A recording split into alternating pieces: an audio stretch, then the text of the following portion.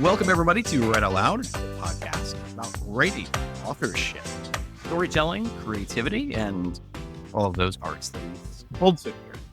Welcome to my fabulous, incredible, tantalizing, titillating, tremendous... You got my memo about the alliteration, didn't you?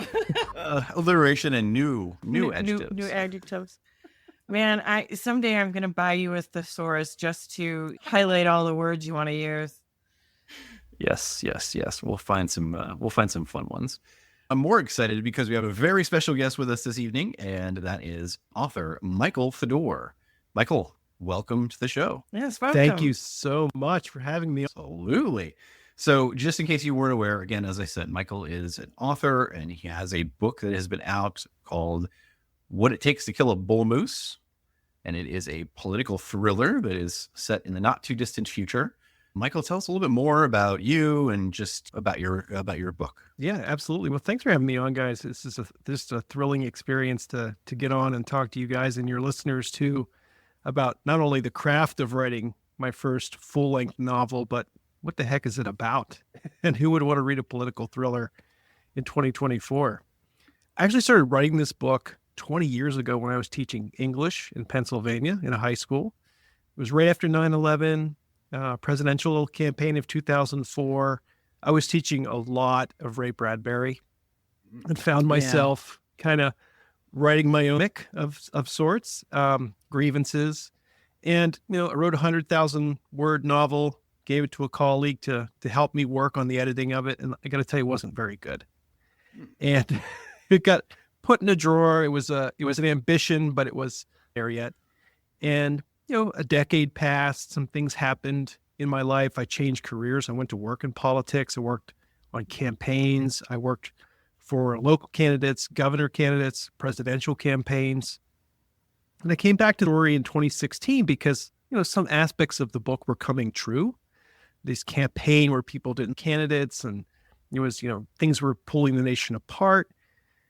And so I thought, well, maybe I could, get back to writing this story. I took some classes on craft. I read a lot more political thrillers. I started trying to really immerse myself in the genre. And life took over. We had our third child, got set aside again. When January 6, 2021 happened, literally the ending of my book was like on television. Wow. And I was thinking, well, I'm either on to something where I can really predict political future well. So let me see if I could give this enough. And, started listening to some podcasts, started doing some more research on craft. I rewrote the book from start to finish because who wants to read them true? Yeah. So, and I went back to the drawing board. I really set out to write a story that would really drive forward, that would really ask some really provocative questions about politics. I was also trying to fill a void that I felt like wasn't being filled currently in political thriller because Drury, who wrote Advise and Consent in the 50s. I really enjoy Ray Bradbury, who's more philosophical science fiction. And so I was trying to find a way to write a political thriller that didn't involve terrorism, didn't involve an international kidnap somebody, but still had the same pacing and excitement as, your more mainstream political thriller authors write. But I really wanted to kind of set it in the American political system and make the principal actors, senators and presidents and vice presidents, the main characters of the story and all those power dynamics and their relationships really be the center of that story. And that's how What It Takes to Kill a Bull Moose was born and published this year in June 2024. And it's been such a dream come true to publish this book and I can't wait to talk to you content of it. But Yes. for me, it was such it was a 20-year journey of something that I had just kind of always had tucked away. Thankfully, the sequel will not take 20 years. It's coming out this year, book 2 in the series. So I've got my act together. I know how to write a book a year now. That's awesome. That's fantastic. So in this journey, right, you've learned a lot about the process and a lot about kind of what it takes to get that out there and into the world. What has been probably the most difficult part of that for you, or the most surprising? Either way. Yeah, I think the most difficult thing is trying to make sure I stay in the seat of my reader. I know what I want to tell in terms of story, but when I started really putting myself in the shoes of my reader, I found my writing could take off and found a whole new dimension. When I was not writing for my own satisfaction, but for the audience, what would they want to see next? Is 3 pages too long on the election of 1824? Okay, maybe it is. Let's shorten. But I think that in terms of dialogue, in terms of structure, it was just knowing what the audience would be after in terms of moving that forward and wanting them to, they want to read past page 2. What does it take to really build a story that can do that? And there are some actual, structural and craft things you have to do when you write a novel that I didn't know about until I started writing. I started communing with other authors, started reading books on craft and learning the importance of an opening line, importance of dialogue, importance of the 3-act structure. So those all suddenly became so much more important to my writing. Oh, that's awesome. Okay. Yeah, it's so interesting. I think over my years of working in publishing and working with authors, it's actually surprising to hear you talk about, a lot of them got started because, the story that I wanted to read wasn't out there. And I think you've got that covered. And most of them come at the angle of, I want to write a story that I want to read. But it's interesting that you kind of put on that hat of the reader and say, like you said, some of the historical aspects, is it too long? Is it too? So I think that is really unique. So my question is, how much do you think you change your story because of thinking about the reader versus how much you allow yourself to kind of dual drive the bus? What I mean by that is, first you think of, what do I want for the story, and then react to it and think, what does the reader want? How do you come at that? I heard this stated in a really clever way. I don't remember who said it, but they said the first draft is the author telling the story to themselves, and the second draft is changing the story to tell it to the reader, and the third draft is making it something that people will actually want to buy and that you'll be proud of. Wow. And so for me, it was realizing that I just had to tell the story start to finish to myself and then set it aside and let it just kind of sit. When I came back the second time intentionally after writing the story start to finish, and now I was looking at it as a reader, I could see for myself there were pieces that didn't work. There were whole chapters that they were fun to write, but they just slowed the story down. And so what I did was I just created a folder, and I would cut and paste those chapters and say, well, this might be better in a future book, an author's cut. But it just has to go, no matter how much I love the scene. And I was thankful to have a great tool to help me figure out how we could get, first draft, 160,000 words. It's not a book.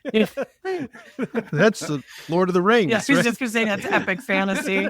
Right. Wrong genre. So I had to cut it down gruelingly down to 130,000. It's still a long first book, but it moves fast. But that was for me trying to wear those two hats together. I still think there are pieces of this book that are, me, that I couldn't let go. There's long runs about, history and context. That something that's unique about my political thriller writing is I'm trying to educate the audience about some of these really unique and special characteristics of American democracy they wouldn't get in a Vince Flynn or Brad Thor thriller. Yeah. But they're going to walk away from my reading going, that story's really exciting, and now I know how the filibuster actually works. Yeah. And I had a really, really great review on like Amazon or something where this law professor said, you explain this stuff better than any law book I've ever used to teach law to my students when it comes to the American political process. You did it in an entertaining way. And that for me is like, oh. Well, Matt has heard me say this before, and I think our listeners have as well. I think I've said it on other podcasts. I have always felt like fiction is the back door to learning and growing. And I'm not just speaking in context of like historical things and things like you're talking about, but it's like you mentioned him before, Ray Bradbury. And that when you said him, it didn't surprise me at all from our conversations via email, from reading the book and other aspects. So no, it doesn't surprise me. It doesn't surprise me that the law person, did you say it was a law professor that wrote the law review? Professor, yeah. It doesn't surprise me again, because the thing about it is with writers, we think in creative tones. We think in ways of how do I get my point across? And again, knowing that you're an English teacher, some of my favorite people in the entire world, they're the ones who got me reading and writing and doing all that stuff. You find ways to make it interesting. And I think that's what the law professor was getting at, is that you made it interesting enough for people to stay engaged and walk away with more knowledge. And I think that's just, I mean, that's the mark of a good storyteller. Thank you so much for that. And, you know, I'm gratified. Like Priscilla Kastner, my 11th grade English teacher, she bought the book and read it. Barty Brownstein, my freshman college political science professor, book and read it. And, you know, for me, it was like, those are my two worlds, right? That's my English world and my political science world just kind of coming together. And both of them love the story. And so I feel like that's like, that was such a relief to say, I could pass the sniff test for an English teacher who wants to read a great story, and I could pass the sniff test for a political science professor who would know where. So tell us a little bit about how do you come from both of those worlds? Like when I read again that you were an English teacher and then you made the switch to politics, how did that happen? Did you have a love of politics prior and just had never stepped foot into it? Tell us about that journey. I don't know that I ever thought I was going to become an English teacher when I was in high school. I excelled in American government class. I won the mock trial in my senior year. I was the only attorney that got the murderer off. Every other jury had convicted my senior year. My jury acquitted. So I thought I was going to have a career in the law. And so I went to college thinking, I'm going to go to law school. I'll become a U.S. Senator someday. That'll be my career.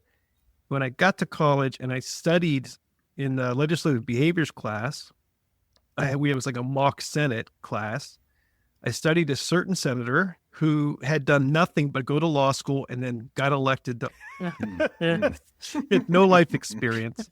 And I thought, this is not who I want to become. And so started volunteering with Big Brothers and Big Sisters in New York in my local community where I was going to college.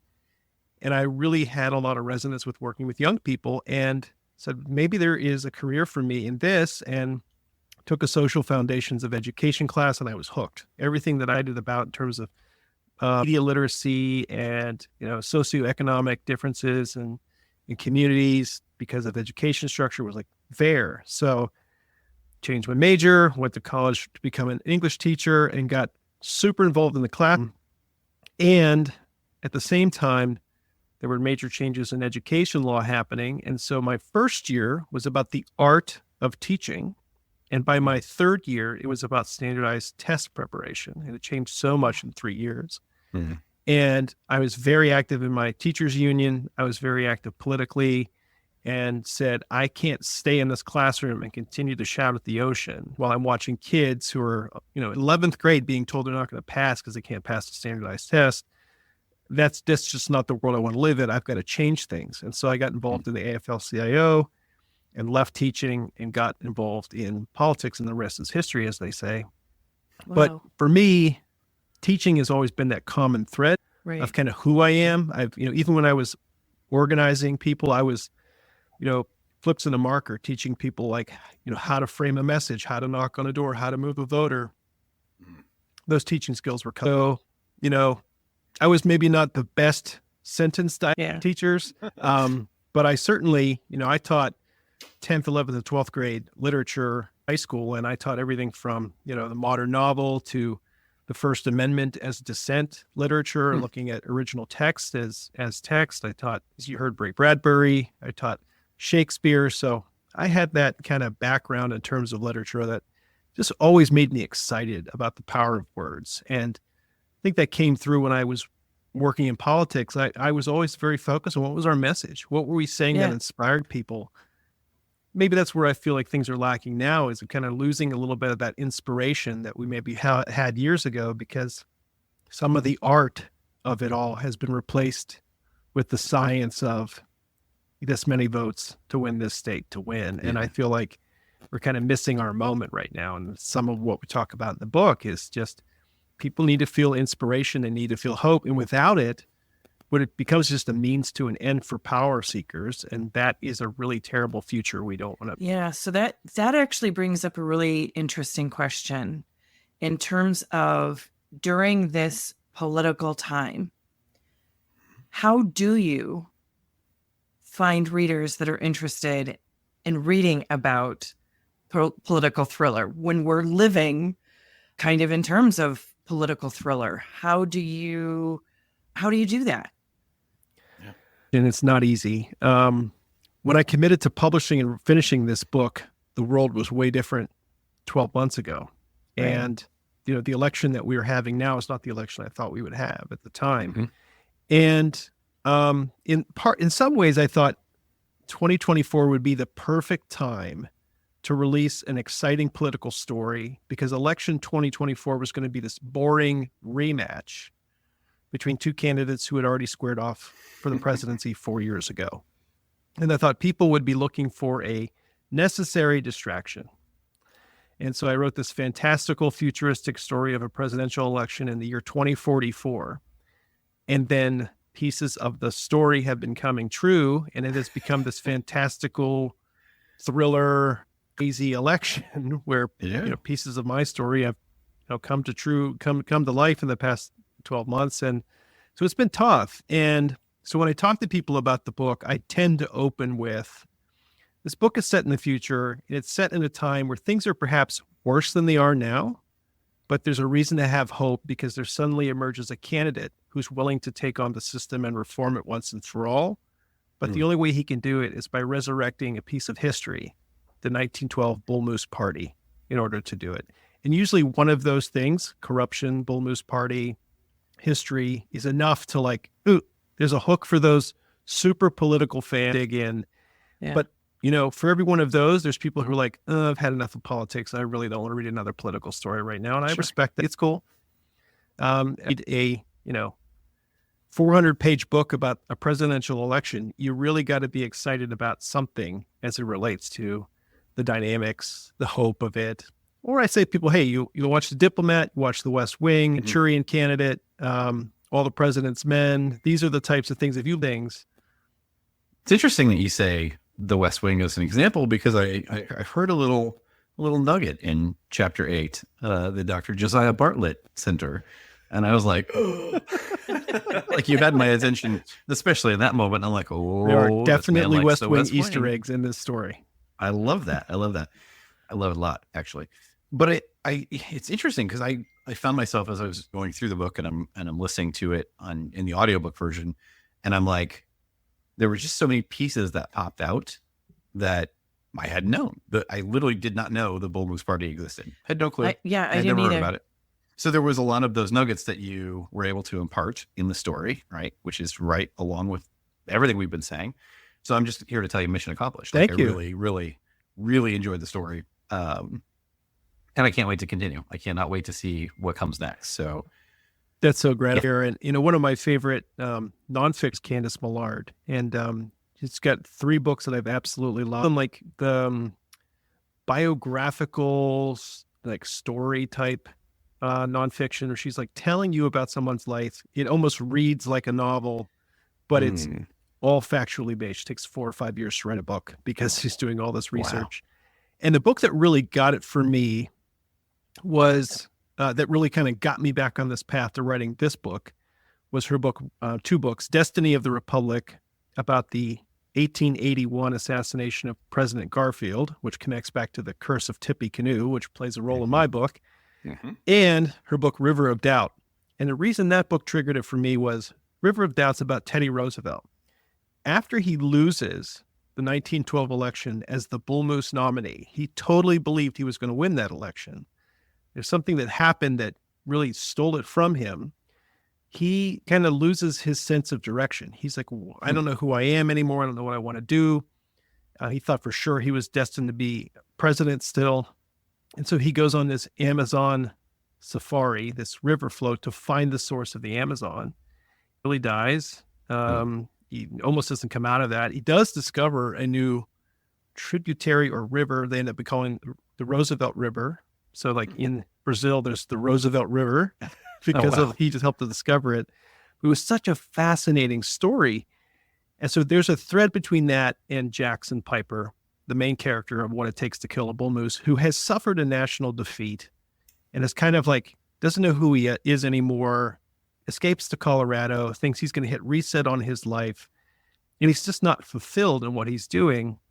This political gene in him is wanting him to still pursue something.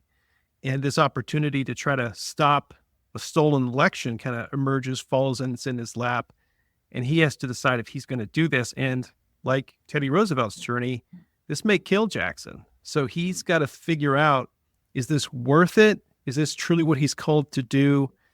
Is the nation he loves worth his own sacrifice to try to risk his life to just, to run for the presidency? And so for me, it's like finding that piece of history, like the Bull Moose Party or the Curse of Tippecanoe, or these other, how many times we've had people who've gotten the most votes and didn't become president.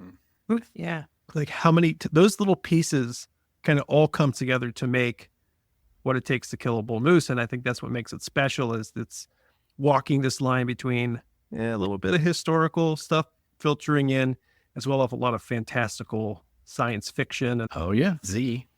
yeah, Ziggy for sure. Ziggy was fun. Yeah, I do have to ask, is Ziggy named after Quantum Leap? Ziggy? Ding, ding, ding. Ding, You ding, bet. ding. Yeah, that's what I thought too. Yeah, Loved okay, Quantum nice. Leap as a kid. And Yeah. I had a reader who loved the story. Ziggy appears in The Senate Deception, which is my prequel novella to this series, and she's in that as well. So for the listeners, the story takes place in 2044, and AI has completely transformed the world, including the American economy. And millions of jobs have been replaced by AI assistants who can drive cars, answer questions on customer service, make your order at the Wendy's, cook it, take your money, all of that. And for all those bad, there is actually some good. And imagine your phone being your best friend, like literally an AI assistant living in your phone. Any time of day you need to talk to somebody, this assistant's there. And for Ron Bender, operative in the story, he's got this assistant named Ziggy, who is a 30-something redhead, blue eyes, happy to see him all the time, and anything he needs, she's there to help. And Ziggy, for Ron Bender, is absolutely a little callback to... Yeah. That's fantastic. Yep. I was thinking too, as I was going through it, I was thinking that I had people come to mind, right? When I was thinking of the characters and thinking in terms of if this were to become a movie or even a TV show, right? Like who would play these parts? Yeah. And for me, Ron Bender, I see Nick Offerman. Oh, that's a really good one. That's really good. I see him 100%. Let's get right. Oh man. Ziggy, I actually had in mind Donna from Suits. Oh, yes. Ooh, that's good. That's so good. And then for Piper, I hadn't landed on just yet, but I had some kind of things going through my head around that one. I'll give you the secret from my Piper. Is the gentleman who played Henry Cavill. Yeah. Yep. Think of Henry Cavill with a beard. That's my Jackson Piper, kind of a tall, muscular, dashing, and he's a Boy Scout, like literally. He was an Eagle Scout, and so I'm thinking, like, who is someone who can play like the politician who is on the straight, yet changed by working in this really insidious field, and he comes. Oh heck yeah, that's a great one. Yeah. Even Chris Evans. Yeah, Chris Evans too, definitely. Yeah. No, I like Henry better. I like, no, and it's not because I don't like Chris Evans, because he's a great Captain America. Mhm. But there is something about Henry that is just, okay, I'm going to use the word old fashioned, but I mean it in the context of people they don't make anymore. And I Yeah. think what you're speaking Mhm. to with Piper and who he is, they don't make that kind of, well, they do, but they don't make it in politics anymore. They don't get very far. I mean, No. that's the problem. And part of No. the novel's question is, how much can you make a system ruled by money and corruption and expect good people to want to even run? I mean, this is what I hear all the time is, why does no one good run? And Yep. if people work for 5 minutes on the inside like I have, they would know why good people don't run, because you have to surrender your entire sense of self to participate in this process, especially on a national stage like president. Eventually you may lose the sense of who you are. I don't remember the Rob movie, The Candidate. Yes. But that is also kind of in that story. He starts off with all these great intentions, but by the middle of the movie, he's starting to lose sense for who he is. He's getting swept up in the reality of May's going to win. And he, just starts spitting sound bites endlessly. And that's kind of how it Yeah. transforms you. I think you're right. Heck yeah. That's the question. Can we continue down this path where the good people continue to just sit on the sidelines? Yeah. Yeah. Yep. Well, it brings up a lot of, like we were talking about before, this learning through, fiction, the back door, the can change be made in politics. Are you, okay, no spoilers for book 2 because it's not Yes. out yet, Right. but do you feel it came to a conclusion that is more fiction based or reality based? Like, do you believe in the hope? Do you believe It's more in fiction based. Okay. For the thriller aspect of Yeah. it. And let me talk about the craft of that for a moment. So Yeah. when I was getting to an ending, I was reading this book on craft, and it was like, a bad ending can ruin a great book. Yeah. It's like, oh, darn it. Mhm. So, there's 3 options. You can give the hero everything. You can give the hero nothing that they wanted and give you a very downer ending. Everyone dies, the end. Or you can give them something, but not everything they were after, and kind of a different path emerges. And this is kind of like, I've heard it said, like, God has 3 answers to prayers. He says, yes, or she says, not right now, or I have a different plan. Mhm. So those are like the 3 endings you can choose. So when I was writing the ending for this book, I had one ending in mind. And remember I said it was 160,000 words. Yeah. Couldn't get there. So I took what was the ending and I made it book 2. And I found a way to get this story to a logical ending that made sense, so that if you didn't want to read another page in the series, you still felt like the story came to a reasonable conclusion. And in that regard, it is thriller. It's there's some hopefulness, but it's overshadowed by the terribleness that is still this world in which Piper living. Yeah. So it's it's kind of like A New Hope, right? The story could end there, but you know darn well that the bad guys are coming back with a vengeance. Yeah. So that begs the question then, you've kind of got this duet, book 1, book 2. Yeah. Is it a series? Do we see more of Piper after book 2? Yeah. So, I've heard it say, like, you can write standalone series where people can jump in at any time, kind of like Daniel Silva, where you can jump into Alone's character at any point and you're going to just know what's happening.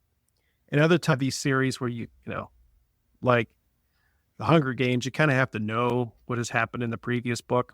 So I definitely intend for this to be a series, and at least 3 books will complete the story arc of the election of 2044 and how it is ultimately resolved. What I'd like for it to do then is evolve for Jackson Piper, who is the story, who, will become the president.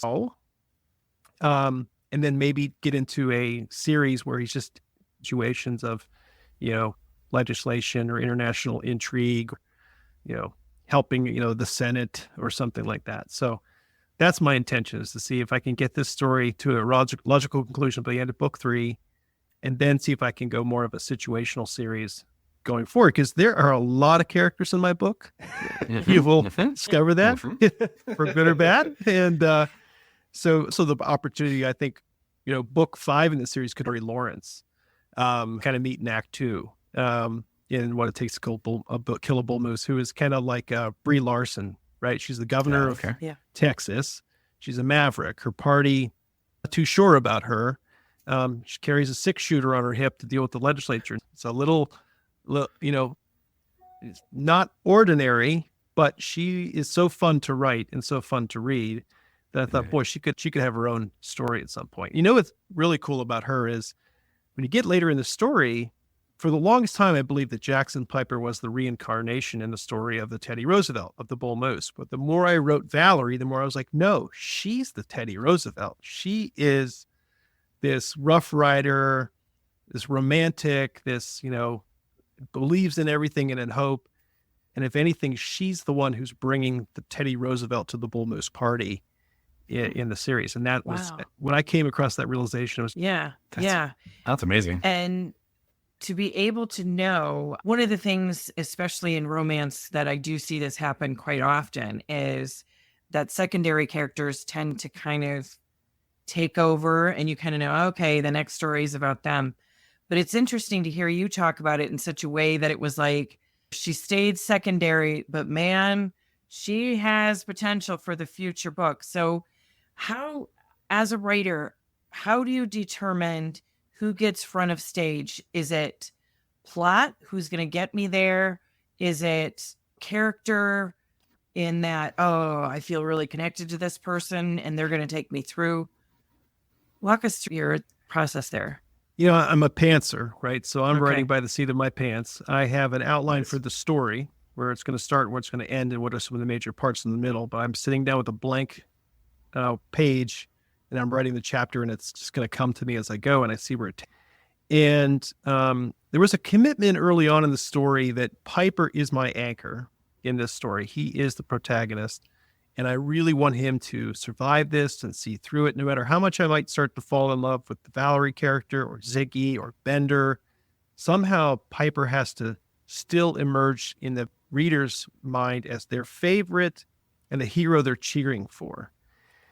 And so I had to make some choices because there was a temptation, right, to really maybe I may just kill Piper, but I resisted that temptation. I think it's for the better. And the reason I say that is some of my beta readers and some of my early readers came back and said they were excited to see there was a strong male character in this story that was redeemable and that was not like flawed in the sense that, he wasn't a philanderer, or he wasn't a liar. It wasn't something that was just so intrinsically wrong. His faults are more of his like lack of confidence, right? That he truly believes in himself and believes he's the answer to this problem. And face. And so, that Jackson isn't portrayed as a buffoon for my readers was exciting to see a strong male character, especially in a science fiction story where there are other strong women who could immediately urge in the book and take the book over. But so ultimately, it resisted that temptation to allow anybody to steal the way. And I think that was the right choice. But there's still a lot of characters in this story. And some of them I always get too wrapped up in writing. And so their chapters ended up getting on the cutting room floor, maybe for a future. I do love how, and I'm going to point this out because this is actually the first time that I've heard anybody say that you decided as your main character to be an anchor. And I think that's really important because it grounds the book. Gives you someone to bounce the other characters off of, if you will, rather than just saying my main character because he is the focus. But as an anchor, it totally changes what you're doing with that character. And maybe on a future podcast, we'll have you back to talk more about the anchoring, because I think that's actually a really great concept that not a lot of writers really know that they should be doing, because they think of the main character as the person, the driving force, rather than the anchor to the story. Yeah, thanks for that. And I would say that overall, the process of writing a novel was light years more complicated than I even began to imagine, even though I was an English teacher and had most of my students.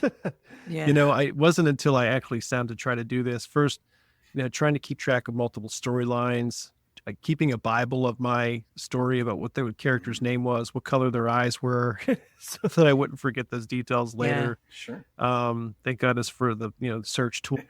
But I think that there's what's really unique about my political thriller is that it's character driven, not just driven by the events of, a terrorist attack or the race against time. Like, you really care. And I actually like this writing. I like writing a little bit more description than maybe some readers will enjoy, because in a more commercial novel, you want it to move. So who cares what color her dress was, or who cares what color her lipstick was? But sometimes I just feel like I want to help my reader kind of set the scene and paint their imagination. And that, for me, that matters. It might be symbolic in some way, trying to share some more details about why a character might look this way or interact with others. And so that, for me, is the distinction. And that kind of draws back to an older style of political thriller like Drury, like I mentioned, where it's really driven by character. Well, I have two things. One's a comment, one's a question. Yeah. The comment is really about, for me, it's admirable when an author can say, this is my intention for this character, and this is kind of what I wanted this character to become and sort of embody, in this case, the Bull Moose Party, right? And then for you to be like, actually, it's not really him. Like, it is starting to become more this other character, and I'm going to let that happen, right? Just sort of roll with that. And it still makes the story come to life. It still makes it work really well. Like, but just not being married to those things where you're like stubbornly holding on to it. Like, no, I have to like jam it down Jackson's throat to make sure it fits, because he's got to be the one. Just as Tina was saying, I think it's admirable for an author to be able to do that and make those decisions. The question I had is really around the awards. You've won a number of awards and have been nominated for others. Tell us a little bit about that and kind of what that experience was like. Yeah, boy, I was just so honored for this book to receive the acclaim and the recommendations it has. So 2 International Firebook Awards, one for political thriller and one speculative thriller, speculative fiction. For those who are listening, that means, it's a book set in the potential, if you're speculating about potential, shared past, future. Story Trade finalist for political thriller and thriller suspense, which was just amazing. And then a Hollywood Book Festival honorable mention for political thriller. That contest was about, not only the quality of the writing, but could this story stand up as a Hollywood screenplay, or could it be potentially converted? So for me, that was super exciting too, because everyone says, and they read this story, boy, I could see this as a movie, or I could see this as a Netflix show. And I'm like, yes, me too. Share it. I mean, if it wasn't enough, like, we started throwing out actors. Right, we're ready to cast. These are the people who are going to play the characters.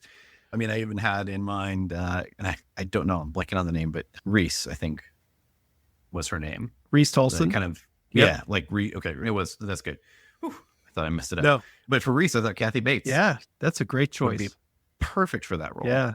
And then for Warren, I was thinking Ron Perlman. I think he'd be really kind of wild for that role. Oh, nice. I like it a lot. So anyway, but no, that's really awesome. Congratulations. Those are some thank you. Awards. And for me, that, being a debut author, and some of this I'm, discovering on my own, some of it I'm doing with the assistance of some other professionals, just to know that I've got a quality product too. At the end of the day, when I was working with my editor, I was like, I want this to be a commercially successful book. I don't just want to write something that's cute and interesting and can sit on a shelf and I can brag about it. I literally want people to want to read this book and tell others to read it too, and focused. And yes, I definitely believe the dialogue can be better at parts. Yes, I definitely believe I'm going to get better in some of this, like pacing. But for a first work, like, this is one of those industries where you're truly judged by your first work. I really felt like I've come out with a strong product that could really be a good. Oh, absolutely. Yeah. Absolutely. And as for someone who does work with a lot of first timers, you can call yourself a respectable debut for certain. This was well put together. Well, I mean, you can tell that a lot of thought and contemplation, and even just hearing you tonight talk about your writing and the intention behind a lot of what you did, and in fact, I started to actually think, and I don't know if you've ever thought about this, I suspect you probably have, but it almost felt like everything in your career life was setting you up to be an author. I mean, it was almost as if like, okay, we've got to get him first interested in the law. Then we've got to get him to be an English teacher, not just a teacher, an English teacher so that he knows storytelling. And then we're going to kind of shift his focus over to politics so we can get that good political thriller out there. So to me, it kind of makes sense that this was your path. You were destined to write. Thank you. Boy, that feels great. Love that idea because, I have done things in my career where it really felt like I was making an impact and I love doing it. And writing this book for me were all of those fuels. 100%. The vibe was absolutely, I'm loving this. This is what I was meant to do at this moment in time. And I think people are going to love it too. And I got to tell you, it was terrifying because halfway through rewriting this book, I was convinced it was total crap, total garbage. My editor was going to tell me to just stop because I was embarrassing myself and I should just go back to politics, right? I was in my own head about it. And she came back and said, like, no, this has definitely, going to succeed. Let's just do this differently or this differently. And the other compliment she gave me was I took editorial feedback better than most authors she'd ever worked with. There was no arguing back and forth. I trusted her advice, its work. And she said that was just a joy. And so that was also 20 years of, recognizing when someone says there's a problem, they may not always be right about the solution, but they know that something's not working. So get in there and figure out what you can fix. So I'd be happy if the next 30 years of my life is writing fiction. No problem there. I'd be happy to do that. Well, you're definitely on the right track for sure. Thank you. I really enjoy it. Awesome. So just as we kind of wrap things up, is there anything else that you would really like to promote or just share? Well, first and foremost, if you enjoy the conversation today, remember that this book is written for folks who are feeling like the political system is not worthy of us at the moment, that it could be something more. Independent registration is at its highest rate kind of in our nation's history, meaning most people are turning away from both of the major political parties in the United States and looking for something different. And that's the hardest thing about writing political thriller is if you try to talk to everyone, you will end up speaking to no one. So I do keep in mind that folks who think like me are tend to going to be the folks who will read my fiction. So, but I have found some folks who are from the other end of the spectrum who have enjoyed this book too and loved it too. And it spoke to them because there are some themes about reform in the book, about conspiracy in the book that, we can't sustain this path we're on of political violence. And so even if you feel like this action season is kind of draining you and you wish there was hope, this series may help you find that hope again, kind of like The West Wing did for me when I was in college and in high school. So give my series a shot, give my writing a chance, and see if you can't find maybe some of our better angels in this story about where we could go as a nation. And then realize that book 2, Tree of Liberty, is coming out Election Day, November 5th, 2024. Because, as I told you, the story is not quite settled, right? I couldn't possibly solve an entire presidential election in just one book. So The Curse of Tippecanoe, which we didn't talk about, but it plays an important role in this story, leaves things suddenly in chaos at the end of book 1. And so going into book 2, the U.S. Congress has got to get involved in trying to resolve the election and deciding who will win by a procedure called the contingent election, which is where it's an archaic provision, hasn't been used to solve the presidency since 1825, so 200 years ago. But what basically happens is when no one wins the Electoral College majority, the House will pick the president and the Senate picks the vice president. And the rules by which they do that are largely determined by the leadership of those two bodies. And so book 2 is about two things happening at the same time. One, a power struggle over who is going to be in control of Congress and write those rules and pick the president and vice president. And the second is the Tree of Liberty revolution that is emerging among a popular revolution. Think about the Arab Spring, right? Think about 2015, this mostly nonviolent movement that awakens in the Middle East and tries to reform these dictatorships into democracies. And it's not entirely successful, but it is the embodiment of young people coming forward and saying they believe in a system that ought to better represent them. And Tree of Liberty has a new character, Andrew Lowell, who steps forward and is one of these underground newscasters that Piper follows, who says, he's not going to sit by and watch Piper be a victim of this stuff any further. He's going to go to DC and try to get more citizens to DC and to stand up for the Congress to do the right thing. Because in the shadow of the rules, in the shadow of a closed door, Congress may come out with a solution like it has so many other times before when the situations have emerged where maybe the best person doesn't win. And so Tree of Liberty is about people getting involved in their democracy enough to want to see the right outcome for the country. And so it's going to be an exciting way to kind of end your election day. And keep you busy from the election keep you day. busy. I suspect the results of this election in the United States will be very contentious and will take a long time to settle. And so while you're waiting for the election to settle, you can read a fictional account of an even more tumultuous election, even more scary, and feel good about the outcome of the 2044 presidential election featuring Jackson Piper, the bull. That's awesome. Awesome. Well, Michael Fedor, thank you so much for joining us and just sharing your journey with us, sharing your story with us, because it was fantastic. I cannot wait to read more. And I just can't wait for the new, part 2, right, to come out. Glad to hear that. And we didn't mention, but, check me out. You can just Google Michael Fedor or go to my website, Michael Fedor, Fedor, books.com. And you have a direct from author shop there, so you can get ebook, hardcover, paperback, and audiobook, all from my shop. Or I'm wide, so you can find me on, name them, Amazon, Chirp, Kobo, Barnes & Noble. The list goes on and on. Any one of your favorite sources to get your audiobook, ebook, or print, you'll find me there. And if you don't find me at your local public library, ask, because I'm on all the right channels, and it's great for new authors to get some shelf space at the local public library. So, say, there's this great book, What It Takes to Kill a Bull Moose. Can you get it for the local public library? Even if you love the book, ask them to get it on the shelves as well. Yeah, absolutely. Well, awesome. Well, thank you again for joining us. Thank you for listening. And as always, we say bye.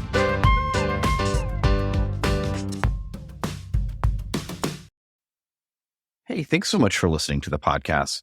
We really hope that you're enjoying every bit of it, but we would love to hear your feedback. Drop us an email either to matt@writeoutloudpod.com or Christina@bookmatchmaker.com. We would love to hear your thoughts. What's working, what's not working, and what do you want to hear more of? Thanks so much. We really appreciate it.